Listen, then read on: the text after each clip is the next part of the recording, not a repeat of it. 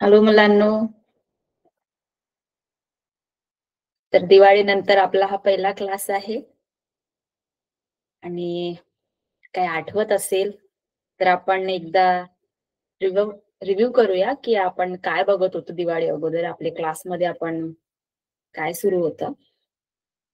पण सगळ्या अगोदर दिवाळीच्या सुट्ट्या संपल्या आणि आता आपण सुरू करतोय. तर आपण फिजिक्स मध्ये ध्वनी, आवाज हा धडा पाहत होतो.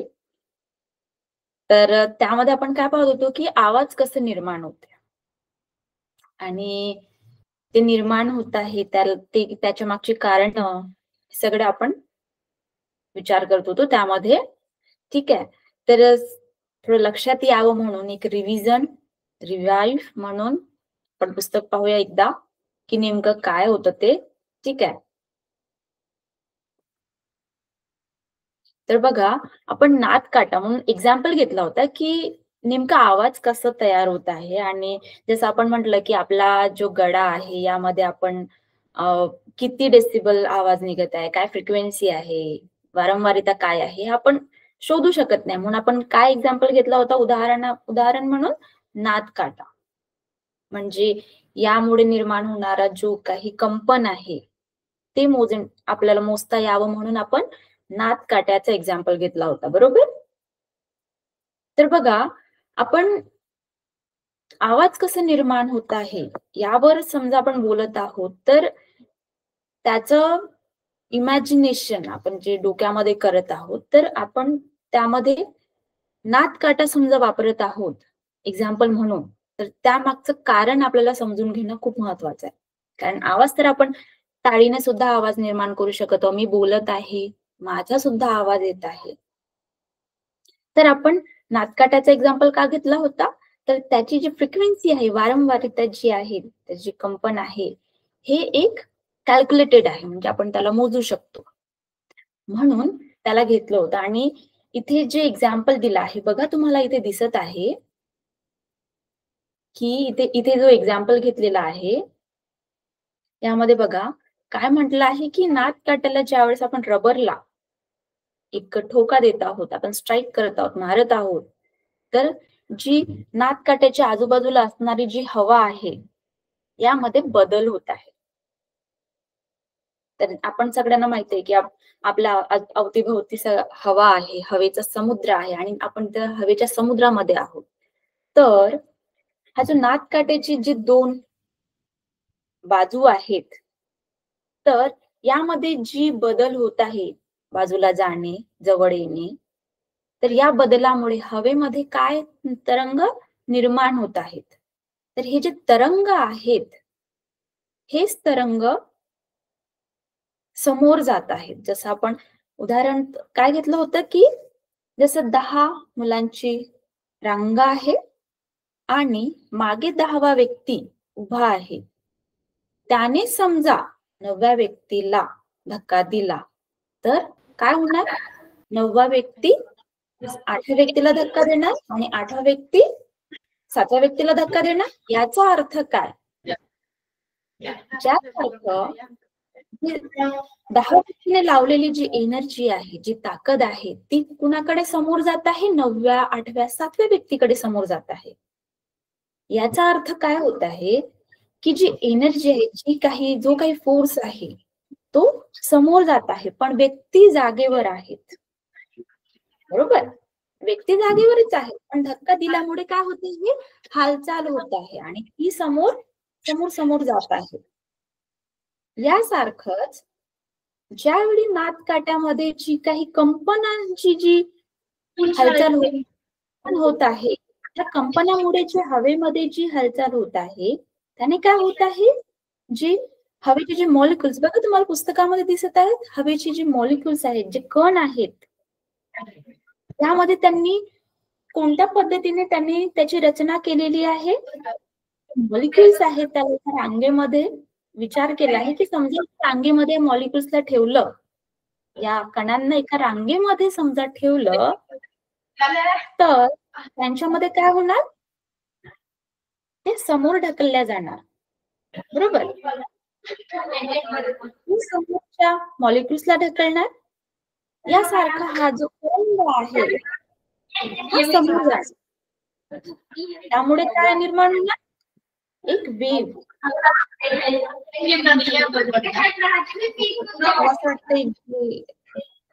माझं माईक ओपन आहे, म्यूट करा प्लीज.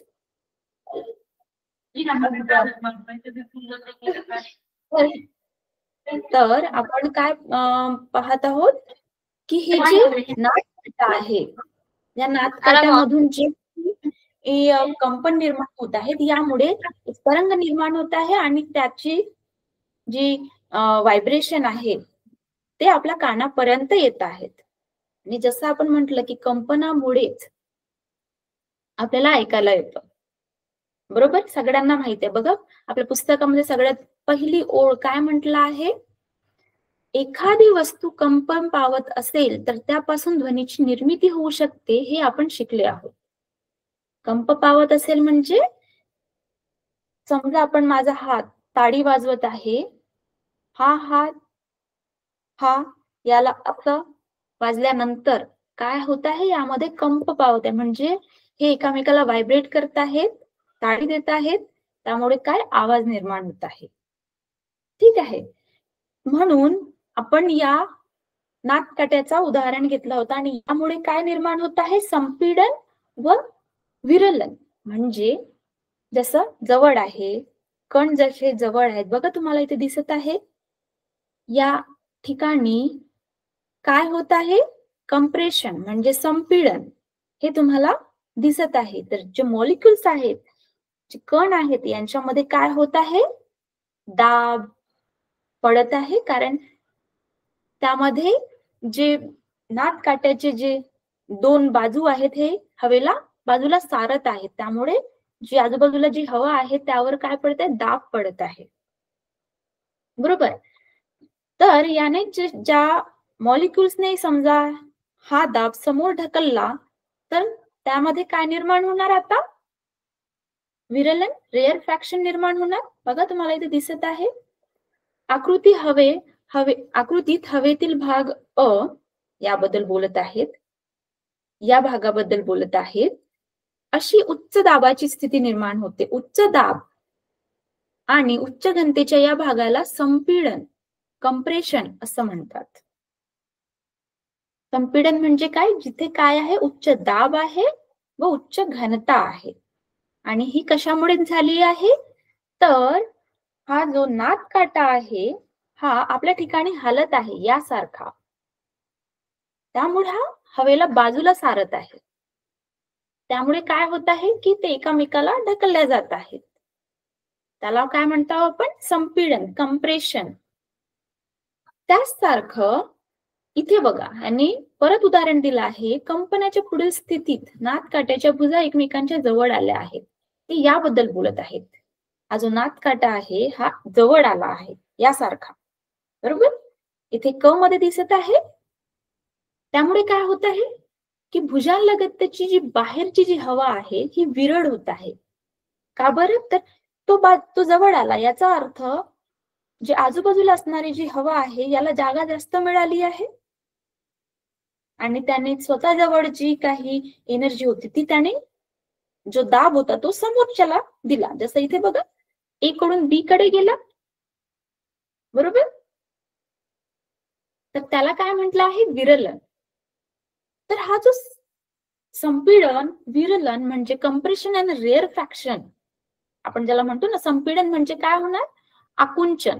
आकुंचन प्रसरण, या हवेमध्ये जे मॉलिक्युल्स आहेत, जे कण आहेत, यामध्ये जे आकुंचन प्रसरण जे होत आहे त्यामुळे काय होत आहे? तरंग निर्माण होत आहे. ठीक आहे. तर हे नादकाट्याबद्दल होतं. मग आपण म्हटलं की ही जी तरंग आहेत यासाठी काय माध्यम काय? तर समजा मी ताडी वाजवली आणि इथे समजा व्हायब्रेशन, कंपन निर्माण जरी झालं तरी सुद्धा हा कंपन माझ्यापर्यंत कसं येणार? याला काय मीडियम आहे, साधन काय आहे? तर काय आपण बघितलं होतं? तर हवा हे काय आहे? साधन आहे. जसं आपण एखाद्या ठिकाणाहून दुसऱ्या ठिकाणी जात आहोत, आपण सायकल, गाडीचा वापर करतो.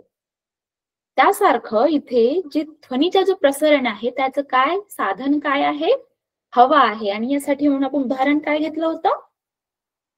तर आपण एक काचेचा भांडा घेतला आणि त्यामध्ये काय घेतली? एक बेल म्हणजे जिचा आवाज आपल्याला येणार आणि त्याला काय लावलं? एक व्हॅक्यूम पंप म्हणजे निर्वात पंप. निर्वात पंप म्हणजे व्हॅक्यूम पंप. तुम्ही बघितलं असेल व्हॅक्यूम पंप कशासाठी वापरलं जातं? तर आपल्याकडे जे धूळ असते किंवा काही हवा शोषून घ्यायची असेल ना, तर ते व्हॅक्यूम पंप असतं. तर जी काही आजूबाजूला असणारी जी हवा आहे, तर आपण ते धूळ काढून घेण्यासाठी आपण व्हॅक्यूम पंपचा वापर करतो.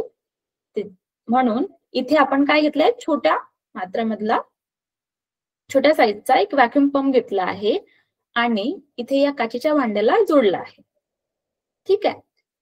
तर बघा यामध्ये काय म्हटलं होतं, की जशी-जशी आपण इथून हवा काढत जाणार या काचेच्या भांडेमधून, तसं-तसं आपल्याला जो आवाज आहे तो कमी होत जाणार. जसं सुरुवातीला हवा पूर्ण आहे या काचेच्या भांडेमध्ये आणि याला बंद केलेलं आहे. वरून टाप लावून बंद केलं आहे, झाकण लावून. पण समजा थोड्या-थोड्या वेळाने आपण समजा यामधून हवा बाहेर काढत गेलो, तर आपल्याला सुरुवातीला जो आवाज आला होता तो उंच होता म्हणजे जास्त आवाज होता. पण काही वेळाने इथून हवा बाहेर निघून गेल्यामुळे काय होत आहे, की आपल्याला जो आवाज आहे तो कमी यायला लागतो. तर बघा, यामुळे काय साध्य होत आहे, तर आपल्याला आवाज येण्यासाठी हवा ही खूप महत्वाची आहे. ज्यासारखं आपण म्हणतो ना, की आपल्याला श्वास घेण्याकरिता हवा महत्वाची आहे, त्यासारखंच आपल्याला आवाज येण्याकरिता सुद्धा हवा असणे गरजेचं असते. त्यासाठी म्हणून बघा यांनी एक उदाहरणार्थ काय दिलं आहे, तर अंतराळामध्ये हवा नाही आहे. सगळ्यांना माहिती आहे. तिथे अ, जे हवा नाही आहे आणि तिथे ग्रॅव्हिटी नाही आहे, गुरुत्वाकर्षण नाही आहे. तर हे फक्त पृथ्वीजवळ आहे.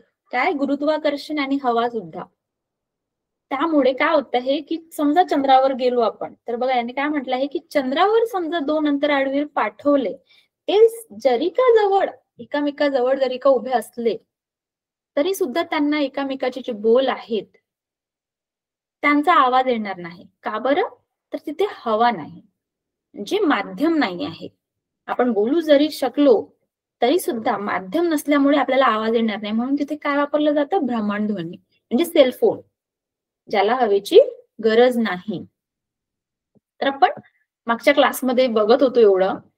तर यामध्ये काही आतापर्यंत आपण जे काही बघितलं त्यामध्ये काही कुणाला अडचण असल्यास तुम्ही हात वर करू शकता. तुम्ही आता क्लासमध्ये आहात म्हणून विचारत आहे. आपण समोर जायचं का? सांगा.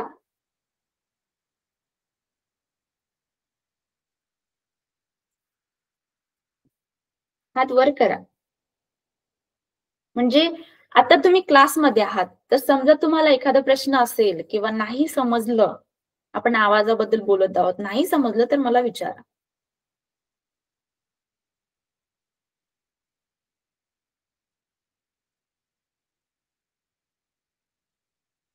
कन्या आश्रम स्कूल,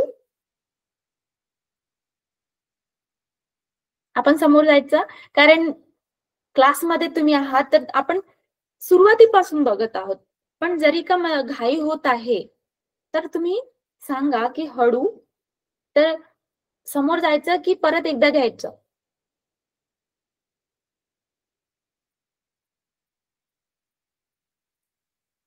कन्या आश्रम स्कूल, तुम्ही एकदा जागेवर बसा सगळेजण. ठीक आहे, सगळेजण जागेवर बसले. तर आपण आवाज म्हणजे त्यामध्ये काय वारंवारिता म्हणजे कसं ते आवाज समोर जातं, फ्रिक्वेन्सी, वारंवारिता याबद्दल आपण पाहणार. ठीक आहे. तर त्यासाठी म्हणून जसं आपण उदाहरण घेतलं होतं, की हवेचे जे मॉलिक्युल्स आहेत आपण त्यांना एका रांगेमध्ये घेतलं. बरोबर आणि त्यामध्ये काय म्हटलं? कंप्रेशन म्हणजे संपीडन आणि विरलन यासारखं त्यामध्ये परिस्थिती निर्माण होत आहे. ठीक आहे. तर हे जे कण आहेत, हे एकमेकात जवळ येत आहेत, हे दूर जात आहेत, परत जवळ येत आहेत, दूर जात आहेत. तर हे कसं होतं? जसं बघा, मी इथे उभी आहे आणि माझ्या जवळ व्यक्ती आहे, तर मी बोलताना हळू आवाजात बोलणार. पण समजा व्यक्ती दूर आहे, तर मला माहितीये की त्याला आवाज मी हळू बोलल्यानंतर जाणार नाही. म्हणून मी काय करणार, मी थोडं उंच आवाजात बोलणार, जेणेकरून त्याला आवाज गेला पाहिजे. पण आपण कितीही जोरात बोललो, तरी खूप दूर असलेल्या व्यक्तीला आवाज जाणार का? असा आवाज खूप दूरपर्यंत जात नाही. कारण कारण ज्या फ्रिक्वेन्सीने मी बोलत आहे, ही फ्रिक्वेन्सी समोर जात आहे आणि त्याचं माध्यम हवा आहे. तर हे हवा एकमेकाला धक्का देत आहे. जसं बघा, इथे तुम्हाला दिसत आहे, आपल्या पुस्तकामध्ये एक उदाहरण आहे. तर त्यामध्ये बघा, जसे मॉलिक्युल्स आहेत, हे जे कण आहेत हवेचे, हे काय होत आहेत? हे बघा, हे जवळ येत आहेत आणि हे दूर जात आहेत. तर हे स्वतः त्याची हवेची स्वतःची हालचाल आहे आणि त्याला आपण कारणीभूत आपला आवाज समजत आहोत, बरोबर? तर यामध्ये काय होत आहे, की हे जे संपीडन, विरलन ही जी प्रक्रिया आहे, हे बघा, ही जी प्रक्रिया आहे संपीडन आणि विरलनची, जसं इथून समजा सुरू झालं, इथे काय होत आहे? संपीडन. म्हणजे इथे दाब आणि प्रेशर आणि डेन्सिटी काय होत आहे? हे जवळ येत आहेत. हे जास्त आहेत. म्हणून इथे काय होत आहे? संपीडन होत आहे. आणि इथे काय होत आहे? विरलन होत आहे. कारण इथे काय दाब कमी झाला आहे. बरोबर? तर हा काय आहे? एकदा संपीडन आणि एकदा दाब, विरलन. तर यामुळे काय होत आहे? हा एक चक्र होत आहे. परत संपीडन, परत एकदा दाब. तर हे काय होत आहे? असा हा जो चक्र आहे, हा समोर जात आहे. बरोबर? हा एक सायकल आहे. जसं आपण म्हणतो ना, हिवाळा, उन्हाळा, पावसाळा, परत हिवाळा, उन्हाळा, पावसाळा. तर हा एक सायकल आहे. बरोबर? तर यामध्ये काय होत आहे? हा पहिलं म्हणावं, हे दुसरं म्हणावं. तर यासारखं हे सुरू असतं आणि याला समोर पाठवण्याचं हे काम करतं. म्हणून याला काय म्हटलं आहे? वारंवारिता. एका सेकंदामध्ये किती वेळा ही वारंवारिता, हे चक्र किती वेळा निर्माण झालं, किती वेळा तयार झालं, यावर अवलंबून असतं sound of frequency of sound. तर आपण यामध्ये कसं कसं म्हणत आहोत, की निर्माण होणारे जे वेव्हज आहेत, जे तरंग आहेत, याला आपण काय म्हणतो? एका सेकंदामध्ये किती वेळा. जसं बघा, काय म्हणत आहे? एका सेकंदात हवेत निर्माण होणाऱ्या एकूण आवर्तनाची संख्या म्हणजेच त्या ध्वनी तरंगाची वारंवारिता. हे डेफिनेशन म्हणून तुम्ही लक्षात ठेवू शकता, की वारंवारिता म्हणजे काय? तर एका सेकंदामध्ये किती आवर्तन तयार होत आहेत, त्याचे सायकल आहेत, संपीडन आणि आवरण, विरलन. तर हे किती निर्माण होत आहेत? बघा यामध्ये एका सेकंदामध्ये हा एक पूर्ण, परत हा दुसरा. तर एका सेकंदामध्ये हे नेमके किती तयार झाले, याला काय म्हणत आहेत? वारंवारिता, फ्रिक्वेन्सी. तर ही फ्रिक्वेन्सी जी आहे, ही जी वारंवारिता आहे, ही कशामध्ये आपण लिहितो? हर्ट्झ. ठीक आहे. हा त्याचं काय आहे? एकक आहे. जर एका सेकंदात एक कंपन झाले, तर त्या कंपनाची वारंवारिता काय म्हटली जाते? 1 हर्ट्झ. 1 हर्ट्झ एवढी मोजली जाते. जसं आपण उदाहरणार्थ यांनी म्हटलं, की नादकाटा समजा एका सेकंदामध्ये 512 वेळा व्हायब्रेट होत आहे, कंप होत आहे, तर नादकाट्याची एका सेकंदामध्ये झालेला काय आहे आवर्तने? हे 512 असं ग्राह्य धरलं जातं. तर नादकाटा समजा 512 आहे, समजा 40 झालं, 40 वेळा त्याची आवर्तने निर्माण झाली, तर आपण काय म्हणणार 40 हर्ट्झ पर सेकंद. एका सेकंदामध्ये 40 वेळा आवर्तने निर्माण झालेली आहेत. तर त्याला काय म्हणणार आपण 40 हर्ट्झ. काय आहे हे त्याचं एकक. ठीक आहे. तर बघा, या समोर एक तुम्हाला कृती करून सांगितलेली आहे, की जेणेकरून हे कसं कसं नेमकं काम करतंय म्हणून. पण त्या अगोदर मला सांगा तुम्हाला आतापर्यंत जे मी संपीडन आणि विरलन यामध्ये सांगण्याचा प्रयत्न केला आहे, हे तुम्हाला समजलं आहे का? ॲटलीस्ट हो, नाही, काहीतरी मला सांगा.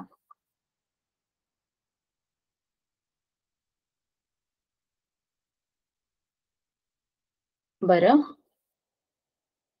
तर बघा, आपण या समोर जे पाहत आहोत, तर ते काय आहे, की अ, एक त्यांनी एक कृती दिली आहे, की या फ्रिक्वेन्सी ही जी वारंवारिता आहे, हे कसं काम करत आहे त्यासाठी म्हणून त्यांनी एक कृती दिली आहे. त्यासाठी म्हणून मी एक एक्झाम्पल तुमच्यासाठी आणलेलं आहे. तर ते बघा तुम्हाला दिसत आहे तर. आय होप आज तुम्हाला दिसेल. तर बघा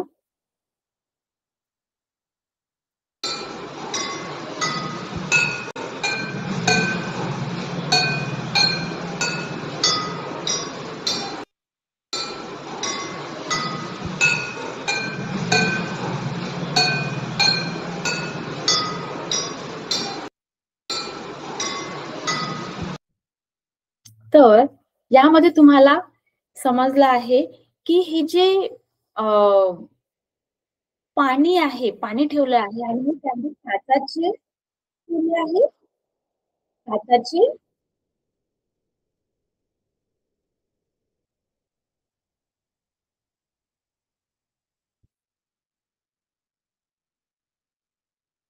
काचेचे ग्लासेस ठेवले आहेत आणि त्यामध्ये पाण्याचा जो लेव्हल आहे, ते कमी जास्त अशा प्रकारे ठेवलेलं आहे.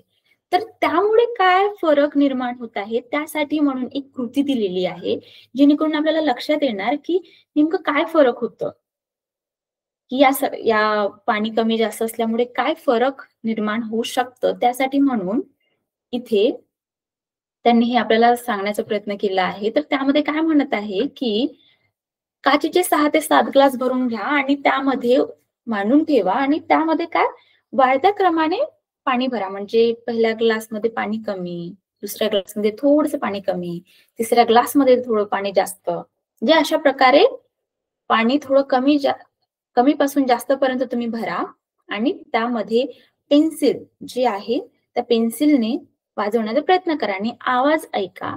त्यामुळे कोणता आवाज निर्माण होत आहे, हे तुमच्या लक्षात येणार. त्यासाठी ते का बरं असं होत आहे? ते का बरं असं होत आहे? बघा काय म्हटलं आहे, प्रत्येक ग्लासावर आघात केल्यावर त्यात असलेल्या हवेचा स्तंभात तरंग निर्माण होतात. हवेच्या स्तंभाच्या उंचीनुसार या तरंगाची वारंवारिता बदलते. प्रत्येक ग्लासात पाण्याची पातळी वेगळी असल्याने त्यामधील हवेच्या स्तंभाची उंचीही वेगळी असते. त्यामुळे तो ग्लास कंप पावल्यावर निर्माण होणाऱ्या ध्वनीची वारंवारिता विशिष्ट असते. तर यामागचं कारण काय म्हटलं आहे? तर त्यामध्ये जी उंची आहे, त्या ग्लासमध्ये जी उंची आहे, ती ठरवते. बरोबर? तर बघा तुम्हाला जसं मी एक उदाहरण म्हणून आणलेलं आहे. तुम्हाला दिसत असेल, तर हा एक उदाहरण म्हणून आणलेला आहे मी ग्लास आणि यामध्ये पाणी थोडं कमी घेतलं आहे. ठीक आहे. आणि परत एक ग्लास आहे, ज्यामध्ये पाणी थोडं जास्त आहे. तर यामध्ये जी हवेचा जो स्तंभ त्यांनी असा हा शब्द जो वापरला आहे, त्यांनी काय वापरला आहे? तर हा पाण्याची पातळी आहे, ही पाण्याची पातळी आहे आणि मी इथे स्ट्राइक करत आहे, इथे ठोका देत आहे. बरोबर? इथे ठोका देत आहे, तर यामध्ये अंतर किती आहे? छोटा आहे. अंतर हा लहान आहे. बरोबर? तर आता काय होत आहे, की मी ज्यावेळेस इथे स्ट्राइक करत आहे, बघा आणि यामध्ये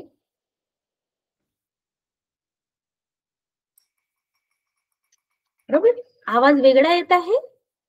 तर काय होत आहे की मी इथे ठोका देत आहे या पेन्सिलने आणि इथे ही जी पाण्याची पातळी आहे एवढी खोल आहे. तर या ठोका दिल्याने काय व्हायब्रेशन, कंपन निर्माण होत आहे, बरोबर? मी समजा याला स्ट्राइक करत आहे तर एक कंपन, व्हायब्रेशन निर्माण होत आहे. आता ह्या व्हायब्रेशन कुठे जात आहे? या ग्लासमध्ये जात आहे. आणि या ग्लासमध्ये काय आहे? हवा ही जास्त आहे, जागा जास्त आहे. तर व्हायब्रेशनला जागा ही जास्त मिळत आहे. तर काय होणार? आवाज हा हळू येणार. म्हणजे खालचा आवाज येणार, म्हणजे आवाज कमी येणार. पण समजा तिथे ठेवलं, त्या ग्लासवर स्ट्राइक केलं, तर काय होत आहे की जी जागा आहे, इथे जी जागा आहे, हिला ही जागा कमी मिळत आहे. जागा कमी मिळत आहे व्हायब्रेशनला. जास्त व्हायब्रेशन, जास्त आवाज. ठीक आहे. जास्त व्हायब्रेशन कारण इथे जे व्हायब्रेशन झालं त्याला फिरण्यासाठी किंवा त्याला हालचाल करण्याकरिता जागा कमी आहे, हवा कमी आहे. म्हणून इथे जो हवेचा जो स्तंभ हा शब्द जो वापरला आहे ना, तो याकरिता वापरला आहे कारण इथे जी जागा आहे ही किती मोकळीक आहे यावर अवलंबून असतं आवाज कोणत्या पद्धतीचा त्याचा पीच निर्माण होणार. ठीक आहे.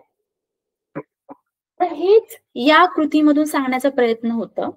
तर या कृतीमध्ये आपण जे बघत होतो की काय काय आवाज निर्माण होतात, म्हणून त्यासाठी त्यांनी एक उदाहरण घेतलेलं होतं बघा. तर यामध्ये सा रे ग म प ध नि सा अशा प्रकारचे जे आवाज आहेत हे निर्माण होतात, बरोबर. तर सा रे ग म प ध नि अशा प्रकारचे, तर हे वेगळ्या वेगळ्या फ्रिक्वेन्सीवर आवाज निर्माण होतात. काय? वेगळ्या वेगळ्या फ्रिक्वेन्सीवर. समजा कमी असेल, जास्त असेल, तर यासाठी म्हणून त्यांनी हर्ट्झ अशा प्रकारे दिलेले आहेत. तर बघा, हां. तर यामध्ये काय आहे? सा साठी आहे 256 हर्ट्झ, रे साठी आहे 280.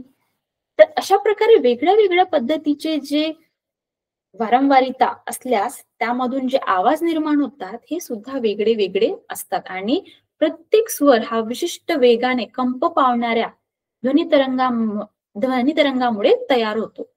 प्रत्येक स्वर जे सा रे ग म प ध नि हे जे स्वर आहे हे प्रत्येक यांची जे ध्वनी तरंग आहे ते वेगळी वेगळी असतात.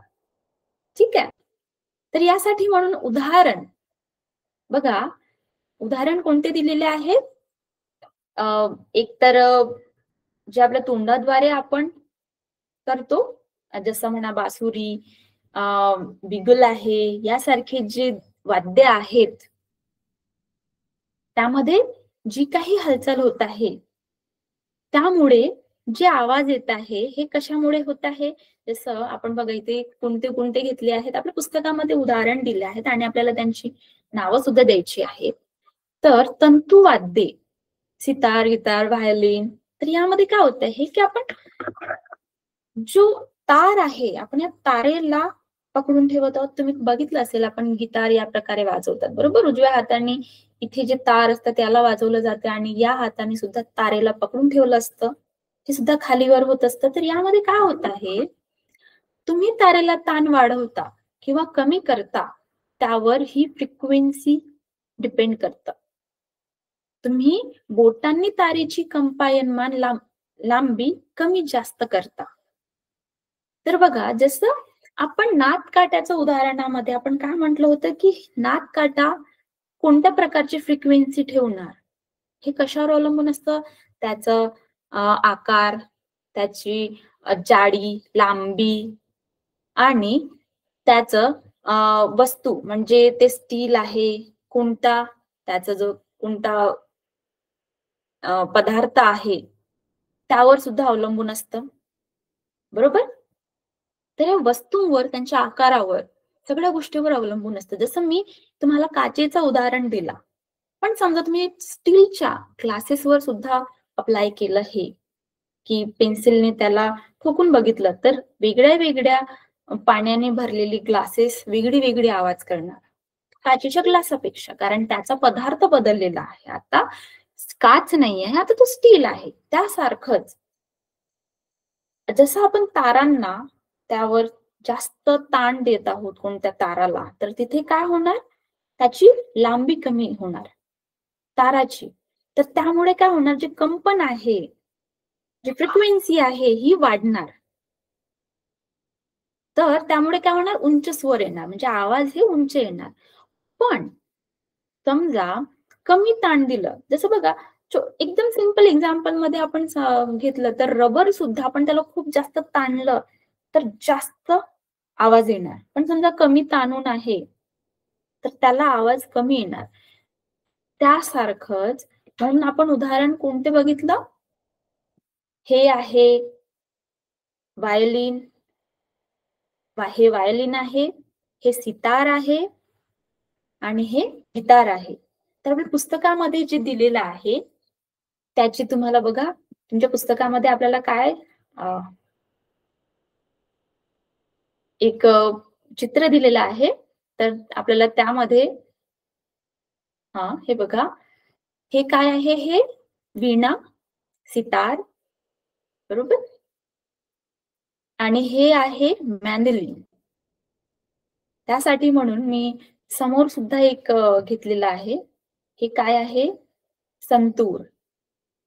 संतूर साबण नाही आहे, पण हे बघा, यामध्ये सुद्धा तारट लावलेली आहेत आणि याला एक लाकडीचा ठोका, 2 अशा प्रकारचे लाकडीचे ठोके वापरले जातात तारांवर आणि त्यामधून आवाज निर्माण होत आहे.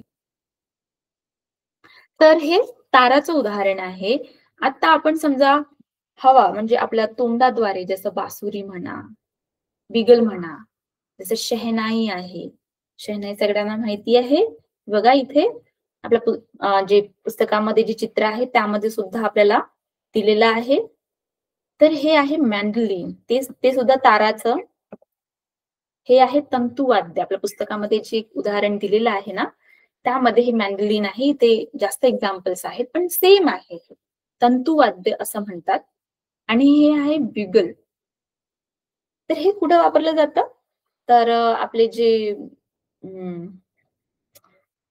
आर्मी असतं ना, सेनेमध्ये त्याचा वापर केला जातो. ज्यावेळेस परेड होतं, सैनिकांची जी परेड होते त्यावेळेस बघा इथे कपडे घालून आहेत परेड करताना. तर हे त्यावेळेस हे वापरलं जातं.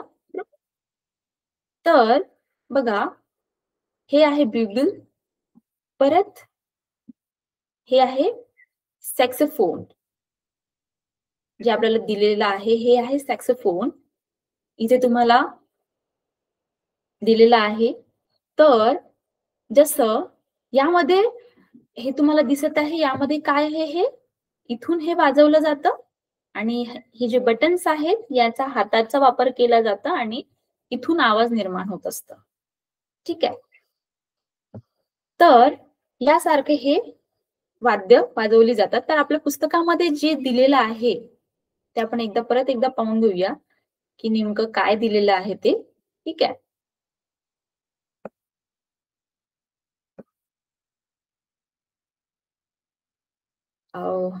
आय थिंक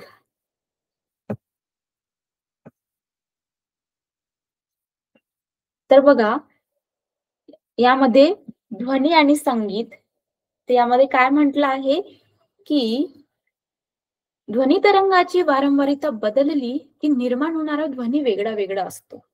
म्हणजे वारंवारिता म्हणजे जी फ्रिक्वेन्सी आहे ही समजा बदलली तर आवाज वेगळा वेगळा निर्माण होत आहे. ध्वनी तरंगाच्या वेगळ्या वेगळ्या वारंवारितेमुळे वेगळ्या वेगळ्या स्वरांची निर्मिती होते. संगीतामध्ये स्वर निर्मितीसाठी वेगळ्या वेगळ्या प्रकारच्या वाद्यांचा उपयोग केला जातो. यामध्ये आहे सितार आहे, व्हायोलिन आहे, गिटार यांसारख्या तंतुवाद्य, याला तंतुवाद्य असं म्हटलं आहे. आणि त्याचप्रमाणे बासरी, सनई यांसारख्या फूकवाद्यांचा वापर होतो. तर यामध्ये तंतुवाद्य काय आहे? तर ज्याला आपण ताण देत आहोत, म्हणजे जे जे तार आहेत त्यांना आपण ताण देत आहोत, तंतुवाद्य. आणि ह्यांना काय म्हटलं आहे? बासरी आहे, सनई आहे, ब्युगल आहे, याला काय म्हटलं आहे? फूकवाद्य. गळ्यामधूनही वेगळे वेगळे स्वर निर्माण करता येतात. आपण समोर पाहणार की आपल्या स्वतःच्या गळ्यामधून कशा प्रकारे स्वर निर्माण होतात हे आपण पाहणार. तर तंतुवाद्यामध्ये वापरलेल्या वारंवार तारांवरचा ताण कमी जास्त करून, तसेच तारेच्या कंप पावणाऱ्या भागाची लांबी बोटांनी कमी जास्त करून कंपनाची वारंवारिता बदलली जाते. यामुळे निरनिराळ्या स्वरांची निर्मिती होते. त्यासारखंच तूकवाद्यांमधील बोटांनी बासरीवरची जी छिद्रे असतात त्याला दाबून किंवा मोकळी करून बासरीत कंप पावणाऱ्या हवेच्या स्तंभांची लांबी कमी जास्त केली जाते. जसं बघा, पण मी पाण्याचं जे उदाहरण घेतलं होतं त्यामध्ये पाण्याची पातळी कमी जास्त होती तरी सुद्धा त्यामध्ये जे कंपन होतं हे निर्भर होतं आवाज आवाज काय निघणार यासाठी. त्यासारखं जी हवा आपण तोंडाद्वारे बाहेर काढत आहोत आणि त्या छिद्रांमध्ये कोणत्या छिद्र आपण त्याला दाबून पकडत आहोत त्यावर अवलंबून असते की आवाज कमी येणार की जास्त येणार. त्यामुळे कंपनाच्या वारंवारितेमध्ये बदल होऊन निरनिराळ्या स्वरांची निर्मिती होते. इथे तुम्हाला दिलेल्या आहेत हर्ट्ज आणि इथे बघा तुम्हाला इथे चित्रे दिलेली आहेत.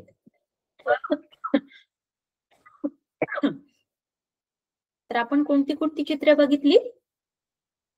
सितार बघितलं आणि हे काय आहे? ही बासुरी, हे आहे संतूर, ही सनई आणि हे मॅन्डोलिन. हे सगळ्यांना माहिती आहे. तबला आहे, आपल्या हातांचा आपण वापर करत आहोत आवाज काढण्याकरिता, बरोबर. हे आहे बिगल आणि हे आहे सॅक्सोफोन. याला तुम्ही इथे विविध वाद्यचित्रांची ओळखावून चर्चा करा. तुम्ही अशा प्रकारचे अजून वाद्य तुम्ही तुमच्या स्वतःच्या माहितीमध्ये काढू शकता, गुगलवर सर्च करू शकता. ठीक आहे. तर परत आतापर्यंत जे काही आपण बघितलं तेवढं समजलं असेल तर असं वाटतं स्टुडंट निघून गेले. पण त्यापेक्षा आपण जे समोर आहे ते एकदा पाहूया की आपल्याला नेमकं काय पाहायचं आहे. त्यामध्ये काय म्हणत आहेत की आपला आवाज, गळ्यामधला जो आवाज आहे हा नेमका कसं निर्माण होत आहे. म्हणजे मी बोलत आहे हे नेमकं कसं निर्माण होत आहे यासाठी म्हणून एक व्हिडिओ आहे जे मला तुम्हाला दाखवायचं आहे. तर बघा, एक व्हिडिओ मी तुम्हाला दाखवते जेणेकरून तुम्हाला लक्षात येणार. आपण पुस्तकमध्ये सुद्धा वाचू पण तुम्हाला पूर्ण लक्षात येणार की हे नेमकं कसं काम करतंय. ठीक आहे.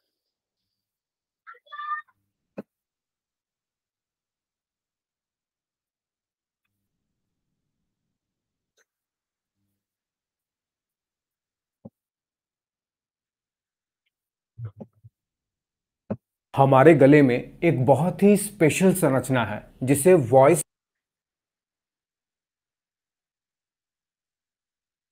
बॉक्स कहते हैं। इस वॉइस बॉक्स के अंदर दो स्मूथ मसल्स की बैंड्स होती हैं जिसे वोकल कॉर्ड्स कहते हैं। जब ये वोकल कॉर्ड्स आपस में टकराती हैं, वाइब्रेट करती हैं, तब हमारे गले से आवाज निकलती है। क्या होता है, जब हम एयर एक्सहेल करते हैं या जब हम इनहेल करते हैं तब ये वोकल कॉर्ड्स खुल जाती हैं ताकि एयर आसानी से पास हो सके। जब हम अपने फेफड़े से एयर बाहर की ओर एक्सहेल करते हैं प्रेशर के साथ, हल्के से प्रेशर के साथ, तब ये हमारे वोकल कॉर्ड्स को वाइब्रेट करने लगता है। वाइब्रेशन से कुछ साउंड निकलती है। जब ये साउंड हमारे पैलेट, हमारे दांत, हमारे जीभ, हमारे होठ, इन सब से जाकर मिलती है तो शब्द बन जाते हैं। और जब हमारे ये बकल कैविटी और नेजल कैविटी में रेजोनेट होती है तब अलग अलग व्यक्तियों की अलग अलग तरीके से आवाज निकलती है, क्योंकि सभी व्यक्तियों का फेशियल स्ट्रक्चर अलग अलग होता है।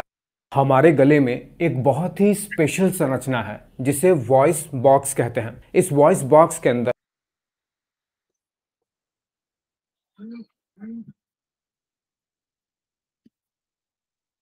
तर तुम्हाला इथे दिसत आहे, जसं मला तुम्हाला दाखवायचं होतं की आपल्या गळ्यामध्ये जे आपण बोलत आहोत त्यावेळी जे हालत आहे ना इथे आणि जे व्हायब्रेट होत आहे, कंपन पावत आहे, तर हेच आहे आपलं सिम्नेक्स. ठीक आहे. तर हे जे व्हायब्रेट होत आहे सॉरी, लॅरिनिक्स, मिसिनलिक्स म्हटलं, पण हे लॅरिनिक्स आहे. I am so sorry. तर हे जे लॅरिनिक्स आहे हे व्हायब्रेट होत आहे. तर यामध्ये काय असतं, हे त्यामध्ये वोकल कॉर्ड्स असतात. तर जसं तुम्ही व्हिडिओमध्ये बघितलं, तर बघा इथे तुम्हाला दिसत आहे ही जी स्वरतंत्र आहे. जसं बघा, सगळ्यांना माहिती आहे की आपल्या गळ्यामध्ये 2 नलिका आहेत, म्हणजे एक श्वसन क्रिया करण्यासाठी आणि एक आपले अन्न जाण्यासाठी, बरोबर? तर हे जे नळ्या आहेत हे मागे पुढेच आहेत, एका मागे. जसं बघा तुम्हाला इथे तुमच्या आकृतीमध्ये दिसत आहे अन्न नलिका आणि श्वसन नलिका, बरोबर? अन्न नलिका मागे आहे, श्वसन नलिका समोर आहे. तर ठीक त्याच्या वर, श्वसन नलिकेच्या थोड्या इथे वर काय आहे, इथे लॅरिनिक्स म्हणजे स्वरयंत्र. जे इथे हालचाल जी होत आहे हे काय आहे, स्वरयंत्र. तर या स्वरयंत्रामध्ये काय, जे तुम्ही व्हिडिओमध्ये जे बघितलं त्यामध्ये काय आहे, हे जे अशा प्रकारे हे जे दोन आहेत पडदे, पडदे म्हणूया आपण, हे पडदे अशा प्रकारे लागलेली असतात. ठीक आहे, अशा प्रकारे लागलेली असतात. तर आपण जी हवा घेतो आहोत, श्वास घेत आहोत, आपल्या फुफ्फुसामधून जो श्वास सोडत आहोत, तर यामध्ये काय होत आहे की जी बाहेर हवा निघत आहे ती या इथे इथून याला स्पर्श करून बाहेर निघत आहे, बरोबर? स्पर्श करून बाहेर निघत असल्यामुळे तो आवाज निर्माण होत आहे. तर हा जो आवाज आहे, हा हा जो स्पर्श झाला ह्या पडद्यांना, हा स्पर्श झालेला ह्या ज्या पडद्यांना आहे, हा आपण कंट्रोल कसं करू शकतो? तर इथे हे जे जोडलेलं आहे, जसं बघा, हे हा एक भाग झाला, हा एक भाग झाला, आणि इथे हा जो जोड आहे, हे जे इथे जोड झालेला आहे, हा जोडावर आपण कमी जास्त ताण देऊन आपण त्याचा आवाज कमी करणे किंवा जास्त करणे आपण हे निश्चित करू शकतो. ठीक आहे. तर यासाठी म्हणून काय म्हणत आहेत की थोडे मोठ्याने बोला किंवा गाणी म्हणा किंवा मधमाशी सारखा गुंजारव काढा आणि एका हाताची बोटे घशावर ठेवा. तुम्हाला काही कंपनी जाणवतात का? जाणवतात? मानवामध्ये ध्वनी हा स्वर यंत्रामध्ये निर्माण होतो. घास गिळताना आपल्या हाताची बोटे घशावर ठेवल्यास काहीसा हलणारा एक उंचवटा तुम्हाला जाणवेल. हेच ते स्वरयंत्र आहे. त्याला लॅरिनिक्स असं म्हणतात. हे श्वसन नलिकेच्या वरच्या बाजूस असतं, म्हणजे इथे, अगदी इथे. त्यामध्ये 2 स्वरतंतू, वोकल कॉर्ड्स असतात. 2 स्वरतंतू म्हणजे अशा प्रकारे असलेले हे जे वोकल कॉर्ड्स असतात, हे या स्वरतंतूमध्ये असलेल्या जागेतून हवा श्वसन नलिकेत जाऊ शकते. म्हणजे हे कमी जास्त करण्याच्या, यामधून जी हवा आहे ही मागे पुढे होत असते. फुफ्फुसातील हवा जेव्हा या जागेतून जाते तेव्हा स्वरतंतू कंप पावतात व ध्वनीची निर्मिती होते. स्वरतंतूंना जोडलेले स्नायू व तंतूवरील ताण कमी जास्त करू शकतात. स्वरतंतूवरील ताण वेगळा वेगळा असल्यास निर्माण होणारा ध्वनी ही वेगळा असतो. म्हणजे जसं मी म्हंटल की हे जे तंतू असतात, हे जे वोकल कॉर्ड्स असतात, हे वेगळे वेगळे असतात. तर यामुळे काय होत आहे की हे जे कॉर्ड्स असतात, हे जे वेगळे वेगळे, तर यामध्ये हा जो याला जोडणारा हा जो भाग आहे, हा यावर आपण ताण दिला तर आपण यामध्ये जे आवाज कोणत्या हर्ट्स मध्ये येणार हे आपण निश्चित करू शकतो. ठीक आहे. तर हे कशावर अवलंबून असतं? आपल्या वोकल कॉर्डचे जे तंतू आहेत, ह्याला जे जोडण्यासाठी जे वापरलेले आहेत, त्यावर हे अवलंबून असतं. ठीक आहे. तर